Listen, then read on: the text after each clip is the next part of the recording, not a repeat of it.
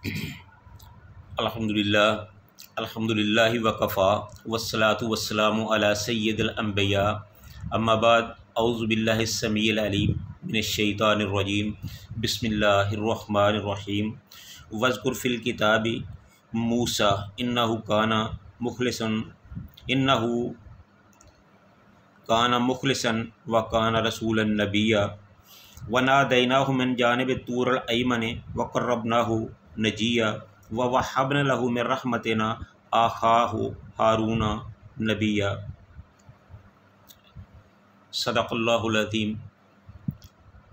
हर किस्म की हम्द व सना अल्लाह ताला की ज़ात वाला सिफ़ात के लिए जो सारे जहानों का खालिक व मालिक और पैदा करने वाला है, और लाखों करोड़ों दरूद व सलाम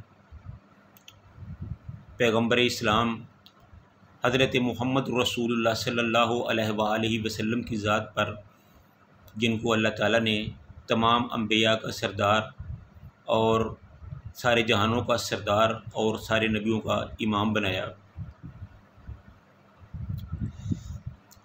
इससे पहले हम इब्राहीम अलैहिस्सलातु वस्सलाम का वाक़या बयान कर चुके हैं, और उसी तरतीब से ये चूँकि मूसा अलैहिस्सलाम के बारे में है, तो आज हम मूसा अलैहिस्सलाम के बारे में मुख्तसरन अर्ज़ करेंगे। तो अल्लाह ताला ने फरमाया, वज़्कुर फ़िल किताबि मूसा, ए मेरे नबी सल्लल्लाहु अलैहि वसल्लम, आप इस किताब में यानी कुरान पाक में मूसा अलैहिस्सलातु वस्सलाम का ज़िक्र कीजिए।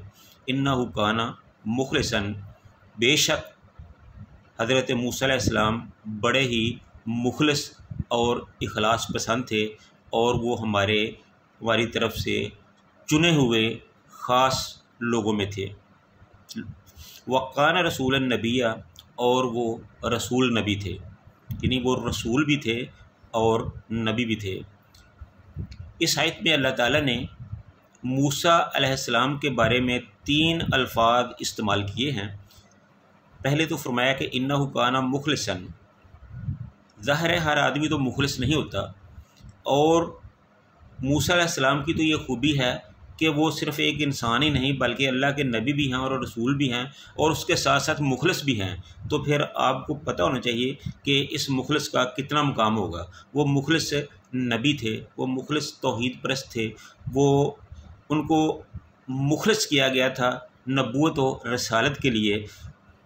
यहाँ मुखलिस का मतलब है कि वो अल्लाह ताला के चुनीदा और ख़ास आदमी थे। मुखलिस यानी ख़ास आदमी थे, ख़ास पैगंबर थे, ख़ास रसूल थे। रसूल तो और भी थे और भी हैं, लेकिन मूसा अलैहिस्सलाम के बारे में फरमाया कि वो हमारे लिए इंतहाई मुखलिस और ख़ास रसूल थे।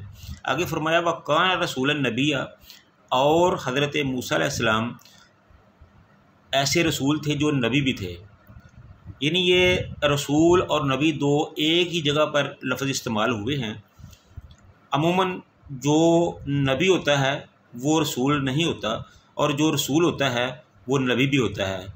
रसूल का और नबी का इस्तिलाही मानी में फ़र्क ये है कि रसूल उसे कहा जाता है जिसे अल्लाह ताला नई उम्मत से नवाजे, नई किताब से नवाजे, नई शरीयत से नवाजे, उसको रसूल कहा जाता है।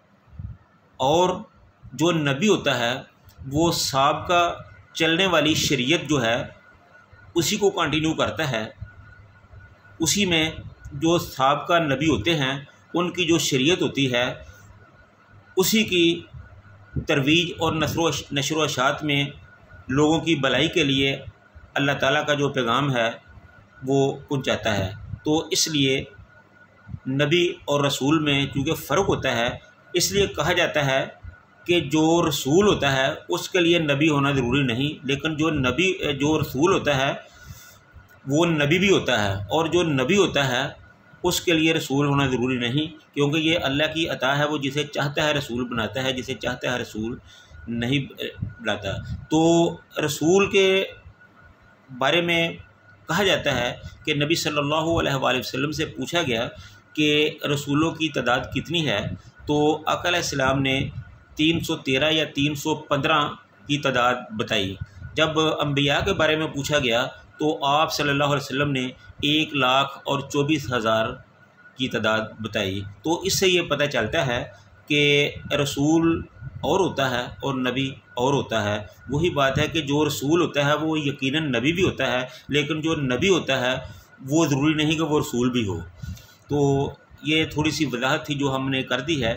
तो आगे अल्लाह ताला ने फरमाया कि वनादैनाहु मिन जानिब तूरिल अयमनी व क़र्रबनाहु नजिया। ये उस वक्त की बात है जब मूसा अलैहिस्सलातु वस्सलाम मदियन से मिस्र की तरफ जा रहे थे। जब वो कोहे तूर के करीब पहुँचे तो कोहे तूर की दाएं जानब से उनको आवाज़ आई वनादैनाहु मिन जानिब तूरिल अयमनी।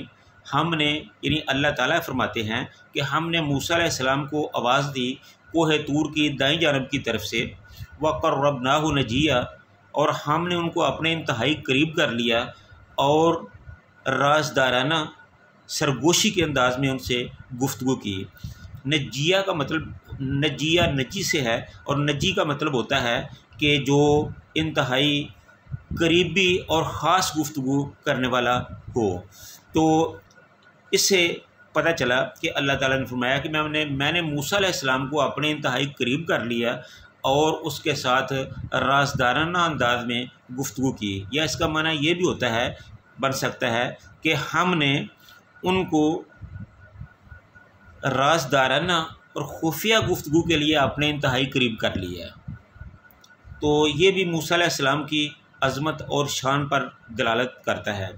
आगे अल्लाह ने फरमाया कि ववहबना लहू मिन रहमतिना अखाहु हारून नबिया, और हमने